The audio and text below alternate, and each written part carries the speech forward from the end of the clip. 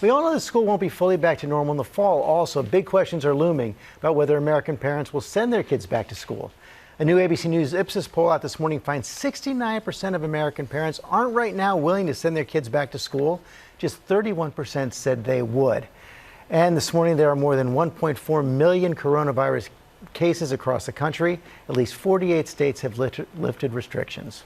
One of those states is hard-hit New York. Whit Johnson joins us here from Times Square with more on that and those new guidelines, Whit, from the CDC this morning. Good morning.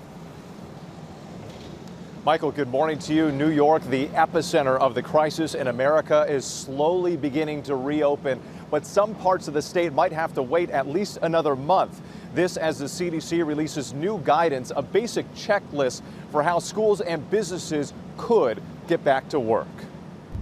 The federal government releasing new guidelines Thursday on how to reopen restaurants, mass transit, and schools. The 6-page document from the CDC with protocols on how to avoid outbreaks amid the pandemic. Restaurants and bars urged to encourage social distancing by enhancing spacing of tables and stools, limiting party sizes, and provide flexible leave for employees. Schools and camps advised to stagger drop-offs and limit how often kids gather in groups. But decisions on when to open largely left to each state. On Thursday, President Trump touring a Pennsylvania medical supply business without a mask, taking a shot at the state's Democratic governor. We have to get your governor of Pennsylvania to start opening up a little bit. You have areas of Pennsylvania that are barely affected and they want to keep them closed. Can't do that. New York, the hardest hit state in the nation, is gingerly taking its first steps. Just 5 regions in the central and northern parts of the state qualify for phase 1, showing 14-day declines in hospitalizations and deaths. Businesses going back to work include construction, agriculture, and retail, limited to pickup and drop-off. Phased reopening does not mean the problem has gone away.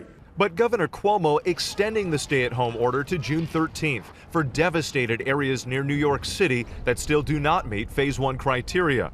In Florida, Universal Orlando's City Walk opening some shops and restaurants with restrictions. The Mall of America in Minnesota planning to open its doors June 1st. As states struggle with decisions to reopen, they are also struggling with money. The virus ravaging state budgets. The House set to vote on a new stimulus bill today, but the White House threatening to veto the legislation if it gets past the Senate. At least 45 states are already easing restrictions, but in 4 of those states, the number of new cases is on the rise.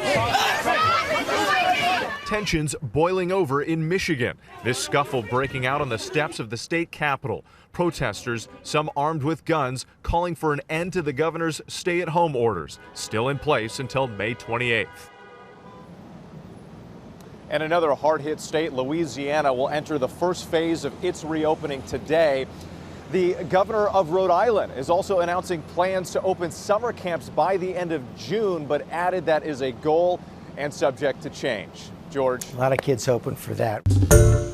Hi, everyone. George Stephanopoulos here. Thanks for checking out the ABC News YouTube channel. If you'd like to get more videos, show highlights, and watch live event coverage, click on the right over here to subscribe to our channel. And don't forget to download the ABC News app for breaking news alerts. Thanks for watching.